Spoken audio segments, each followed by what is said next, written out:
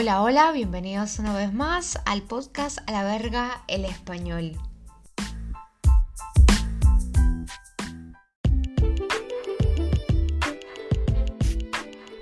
Bueno, como ya saben, este pequeño espacio está hecho para los estudiantes que quieren practicar un poquito su español y sobre todo que quieren enfocarse en la parte comunicativa ya a un nivel un poco más avanzado. Así que por eso también es mi ritmo un poco acelerado. En este podcast vale recordar que la temática es muy variada, se habla de todo un poco y no solamente a temas relacionados a la cultura latina, sino en general.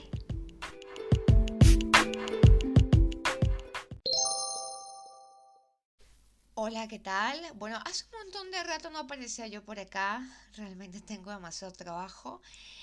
Han pasado muchas cosas, pero bueno, no me van a creer, pero son las 4 de la mañana del 17 de noviembre. ¿Saben que cuando es más o menos esta hora, me acuerdo de una canción de Juan Luis Guerra que se llama Visa para un sueño, que si por ahí no la han escuchado está buena para practicar su español? Que justamente comienza. Es más, la voy a buscar, un segundo. La voy a buscar porque es muy. Estoy equivocada por una hora, pero comienza como. Eran las 5 de la mañana. No sé si se vaya a escuchar. Eran las 5 de la mañana. Para. Me encanta esa canción. Es un merenguito así sabroso de la historia de. Es la historia de dos migrantes que no logran entrar a Estados Unidos. Entonces, por eso la canción se llama Visa para un sueño. Eh, no sé, son las 4:18, pero siempre me acuerdo de esa canción hasta ahora. Bueno, el tiempo apremia, por eso me levanté a esta hora y hoy vengo a hablar de un temita que les había dicho en el último episodio del podcast y había quedado como que ahí, como que en cualquier momento lo tengo que hacer. Eh, Así que comencemos. Hoy voy a hablar de una película. Voy a bajarle 2 al cambio de la crítica social. Y voy a hablar sobre algo que vi recientemente por Netflix. Había estado viendo como algunas recomendaciones, que esa película estaba muy buena para ver, qué sé yo. Y dije, bueno, ¿por qué no? Así que hoy vamos a estar hablando de la chica más afortunada del mundo. Esta peli, por cierto, me hace recordar de aquel episodio del que hablé sobre la persona, la peor persona del mundo. No por la trama, sino por el título de la película. Bueno, saben que esta película fue dirigida por Mike Baker, no sé cómo se llamará, Barker. Bueno, esta película está basada en un bestseller. Vieron que en Estados Unidos son muy populares los bestsellers de una escritora que se llama Jessica Cole y cuenta la vida de una mujer que se llama Tiffany. Ella es una chica joven, treintona, más o menos, que trata de dejar atrás su pasado, que digamos que no es muy lindo. Pero bueno, digamos que las circunstancias con su familia y económicas no se la van a poner fácil. Por supuesto que la vi y que dije, no, yo tengo que comentar sobre esta película sí o sí. Así que bueno, aunque parece haber puesto finalmente a un lado Tiffany y sus tragedias del pasado, ella como periodista ve remecido su mundo personal cuando un director de cine que se llama Aaron no sé qué toca la puerta de su oficina para hacer una propuesta. Y es que el chico está haciendo un documental sobre algo que ocurre en la secundaria donde ella estudiaba. Un tiroteo ocurrido en el 99. El caso es que a ella se le acusa ser partícipe del tiroteo, pero nunca quiso dar declaraciones. Entonces, como que su versión de las cosas en el documental sería una manera de reivindicarse. Y allí es cuando comienza eh, digamos, como que el juego de dominó, ¿no? Bueno, la trama del libro y del film, digamos que se basan parcialmente eh, en la historia de la persona que escribe el libro, que es Jessica Cole, ¿no? Eso hace que obviamente el relato se vuelva súper interesante porque uno trata de ponerse en el papel de la escritora. Por ejemplo, se habla de un abuso, fue real y es una parte muy fuerte, yo creo que de la película. Eh, no sé si recomendarla en ese sentido porque no es explícita como estas películas de Gaspar Noé, pero sí es muy triste lo que pasa, la secuencia de las cosas, y es demasiado real, ¿no? Eh, así que bueno. Eh, Me perdí. A ver, bueno, el caso es que esto, Annie, que es Tiffany, que por cierto la hace Mila Kunis. Mila Kunis me cae muy bien en el tema de las comedias, aunque esto no es una comedia exactamente, es como una película muy reivindicativa, es un drama. Ella hace de escritora que busca ser exitosa, llegar como que a la fama de una revista femenina, pero siempre habla sobre el sexo. Bueno, más que una realidad, vive un simulacro. ¿Por qué? Porque ella está comprometida con un hombre que tiene mucha guita, mucho dinero, pero no muestra lo que realmente es. Ella vive de apariencias. Se va a casar con un hombre que tiene muchísimo dinero y aunque desprecia lo que su círculo, lo que él representa, ella dice, me chupa un huevo, yo lo que quiero es plata. Entonces, por eso digo que ella vive en este simulacro. Por ejemplo, odia no comer carbohidratos. Hay escenas donde ella no come carbohidratos porque el esposo, bueno, el prometido no come. Entonces, como no, qué vergüenza, mi celulitis y tal. Entonces, él se va un momento al baño y ella se atraganta con la pizza. Eh, por ejemplo, parece que está todo el tiempo feliz, el círculo de la familia de su prometido, sí, está como que en una burbuja de felicidad, etcétera. Bueno, en fin. Y Annie, por otro lado, siempre ha sido perseguida por esta historia del tiroteo escolar al que sobrevivió y del que decidió nunca hablar. Bueno, al ser la única alumna que no dijo públicamente nada, muchas personas la señalaron como cómplice de lo que pasó, sobre todo porque esa amiga fue amiga de los dos participantes. Eh, y bueno, esto es un punto interesante en la trama que creo que no se le da como que importancia.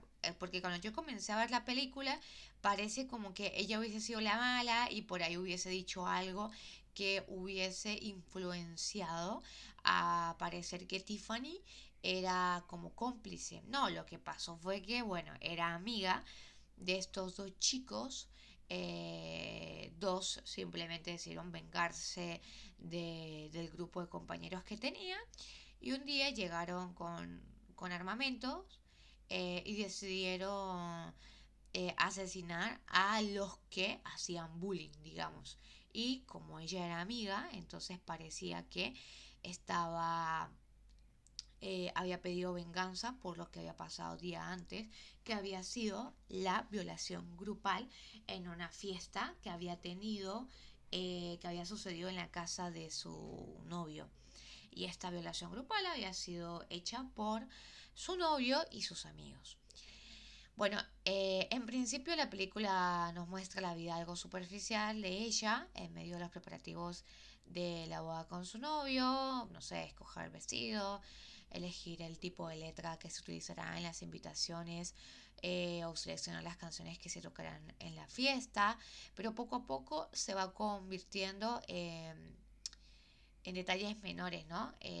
Mientras van pasando los minutos, eh, vemos no solamente que se va originando la tensión, es decir, la falta de química entre el prometido y Tiffany, por ejemplo, cuando van a escoger las canciones para la boda, sino también está la historia paralela que comienza a tomar protagonismo y es el tema de la participación de ella en el documental, que comienza a escarbar en el pasado. Bueno, cuando abrimos esta parte de la historia que marca las tragedias personales de ella, eh, no caímos, por ejemplo, me parece interesante, ni siquiera en la exageración, ¿no? Porque no solamente porque es algo muy real, es algo muy típico que pasa dentro de las adolescentes, sino cómo se va desarrollando la trama en la película. La periodista, cuando era adolescente, en la preparatoria de Brentling, creo que se llama, vivió dos hechos traumáticos. Por una, bueno, fue víctima de una violación grupal y por otra parte fue testigo del tiroteo de sus dos amigos. Eh, y cada cierto tiempo, bueno, sale a la luz como que recordar lo que pasó en esa institución y ella, bueno, se vuelve como que el ojo del huracán. Pero bueno, todavía no parecen suficientes para motivar un cambio contundente en cuanto al manejo de arma por parte de los civiles, que es otra de las críticas que se busca hacer en la película. Aunque me parece a mí que es secundario, porque acá la cuestión se centra en la reivindicación del poder de la mujer, de los derechos de la mujer que se queda callada ante un hecho que es muy común, etcétera. Bueno, yo estuve leyendo algunas reseñas y hay como, bueno, escritores, periodistas, críticos, qué sé yo, que dicen que es una exageración mezclar los temas profundos, porque tenemos por un lado la violación de Tiffany y por el otro el tiroteo. Pero yo, mi opinión personal, yo opino que cuando ves la película entiendes que una cosa desencadena a la otra. No es que funciona de manera paralela, porque parte del tiroteo es en defensa de ella, porque ella por temor y por falta de apoyo decidió callar y no hacer nada al respecto. Era juzgada por su hermana, su hermana, su mamá, sorry, su mamá no quería quedarse sin el novio, etcétera. Y mientras que a sus amigos les valió verga todo. Y la verdad que a esa edad me parece que no es algo irreal, sinceramente, porque se piensa menos con la cabeza. Uno de los chicos que es protagonista del tiroteo incluso ya había sufrido algunos episodios de bullying en una expedición de la escuela, mientras el otro era como crítico, era como que más defensor, como que no se quedaba callado y fue el que dijo, bueno, Tiffany, deberías defenderte a lo que está pasando, o sea, ¿te parece que te quedes callada? Incluso ellos se pelean y tiempo después aparecen estos dos amigos y echando plomo a diestra y siniestra en el colegio. En fin, con Kunis adulta ya y bueno, Aurelia, que es la versión de adolescente, que se extrapola en la película, la comenzamos a ver más, ella adolescente, tenemos casi el dibujo completo de una propuesta audiovisual con aspectos positivos. Bueno, los más y los menos, ¿no? Obviamente. En ambas historias tenemos personajes comunes, como por ejemplo Dina, que es la madre de Tiffany, una mujer que parece más concentrada en gustarle al mundo que en escuchar lo que su hija necesita decirle. Tiene una relación bastante disfuncional con ella y es lo que hace que no tenga una buena relación de comunicación, es lo que hace que Tiffany se calle los hechos que realmente pasan en la fiesta. Y lo contrario, podríamos decir de Andrew, que no recuerdo el apellido, que es el profesor, que encontró a Tiffany tras sufrir la violación en un supermercado y ya como que huye buscando ayuda. Ella, perdón, él la acompaña a ella, hace la denuncia con el director y el director la persuade de no hacer la denuncia y realmente para que la institución no se viera manchada de este tema de la violación grupal. Eh, tanto en esa etapa de adolescente como cuando se reencuentra con ella más adelante en su versión adulta, este docente pronuncia algunas frases importantes, ¿no? Por ejemplo, yo tomé nota de una que es el pasado nunca muere, ni siquiera pasa, que resulta un golpe de realismo para la vida de Tiffany. La película, que no consigue liberarse, digamos, del, del lenguaje literario original que se desarrolla en el bestseller, eh, bueno, comienza a mostrar cada vez más flashback de la vida de adolescente de ella. Y a través de ellos, la Anya adolescente, que no se parece mucho a Mila, que es una de las cosas que se menciona en la película, como que, oye, que has cambiado un montón, vive la ansiedad de no encajar entre sus compañeros en el colegio eh, privado en el que fue becada por tener excelentes calificaciones. Y bueno, en su intento por dejar de ser vista como una chica rara, busca integrarse al grupo popular de cualquier manera. Y una noche de alcohol con sus amigos lo cambia todo. En ese marco, bueno, Annie termina siendo violada por su novio y dos de sus amigos, totalmente alcoholizada. Ella consigue escapar en medio de su aturdimiento. Hecho un mar de dudas, confusiones y ansiedades, decide no hablar de lo que nunca de lo que le hicieron, pues estaba aturdida porque ella dice, bueno, quizás ellos como que no entendieron, que yo no quería, porque yo no podía hablar, cosas así, estaba justificando a los violadores. Bueno, La chica más afortunada del mundo es una película que podría desmenuzarse desde diversos puntos de vista, me parece. Primero, por supuesto, como una película social, el pánico que la protagonista sintió en su escuela ante la posibilidad de denunciar o no a los responsables de la violación que sufrió, me parece que es algo que interpela a cualquier persona. Y aquí la actuación de la adolescente, de la actriz adolescente, me parece que que desarrolla un excelente papel. Por otro lado, el impacto emocional que significa para un grupo de adolescentes verse apuntados por armas en su salón de clase se nos hace tremendo, sobre todo nosotros como de América Latina, que no estamos muy familiarizados con estos hechos que en Estados Unidos son muy populares. Y aquí también hay un acierto, obviamente es la dirección de Mike, el director. Pero esta película también es un retrato de la clase media alta estadounidense. Por ejemplo, yo coloqué como con el glamour de las Kardashian, bombardeándote a toda hora, que es la parte de la familia del prometido, eh, el rol de la madre, de la fortuna de la suegra de Tiffany, resultan en varios momentos clave porque nos presenta una sociedad superficial, desentendida de las tragedias ajenas, pero sobre todo desesperada por hacerte pasar la página con respecto a los hechos que te pasan como ser humano. Y bueno, si hasta este punto hemos mencionado los aciertos de la película de Netflix, lo correcto obviamente sería también mencionar lo que yo considero como que sus fallos. La más notoria probablemente es la voz en off de Tiffany, que inicialmente parece ser más toda la expresión como del sarcasmo de una brillante periodista que yo realmente odio de cómo comienzan estas películas. Pero bueno, poco a poco va como mutando para hacerla solo un reflejo de oscuros recuerdos. Y en realidad parece como que la tipa está triunfando, es una millonaria, en realidad es una pobre loca que trabaja en un cubículo editando artículos de sexo y y de artículos sexuales, o sea, tampoco es la gran vaina. Es luego, ya casi finalizando la película, donde ella recibe un mejor puesto de trabajo en el New York Times y creo, ya ahorita no me acuerdo, y tampoco la diferencia salarial es mucho, que es una de las cosas que le dice su prometido. Bueno, retomando el hilo. En sí el recurso resulta correcto, pero estirarlo durante casi 2 horas le hace daño al resultado final.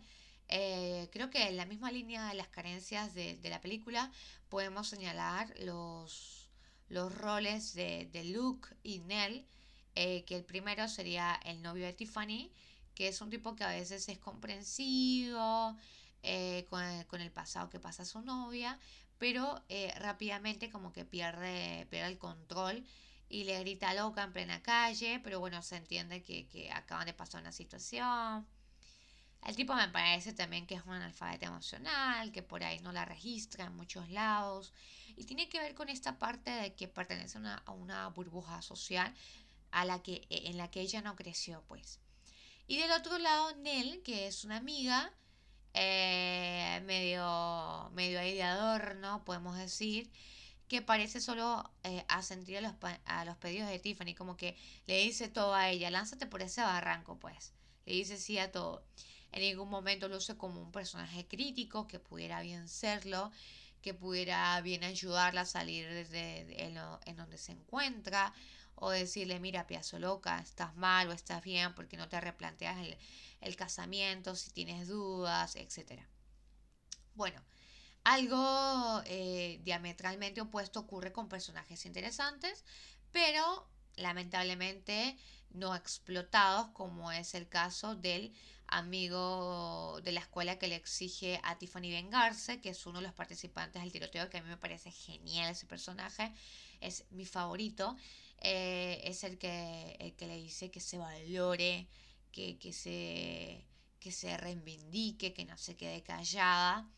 Y incluso Dan, que es el villano de la trama, ¿no?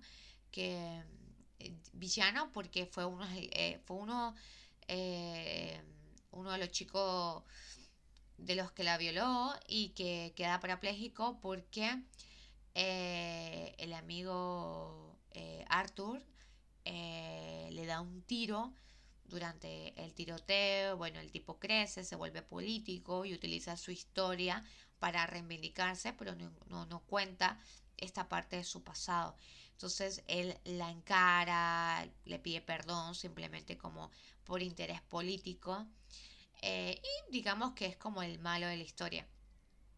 Pero lo vemos también superficialmente, ¿no? Que da la sensación de que representando el bien y el mal, su rol terminó reducido a su mínima expresión.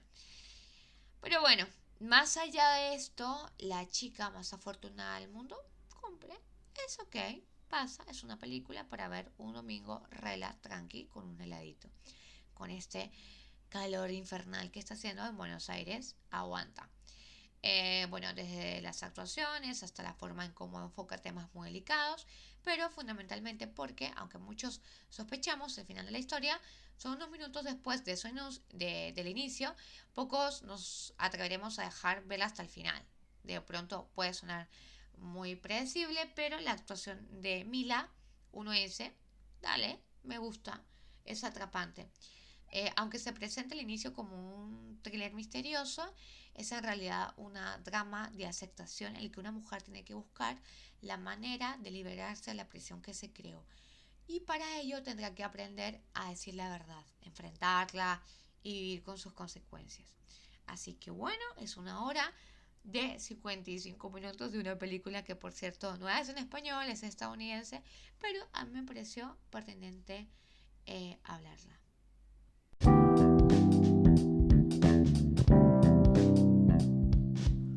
Decía que me había parecido pertinente hablarla porque muchas mujeres viven esta secuencia de hechos y se quedan calladas. Conozco un montón de amigas y yo siento que si bien la película para muchos es mala, como que monótona, aburrida, qué sé yo me conecté con la película porque creo que muchas mujeres hemos estado frente a estas situaciones y hemos tenido exactamente que hacer eso, ¿no?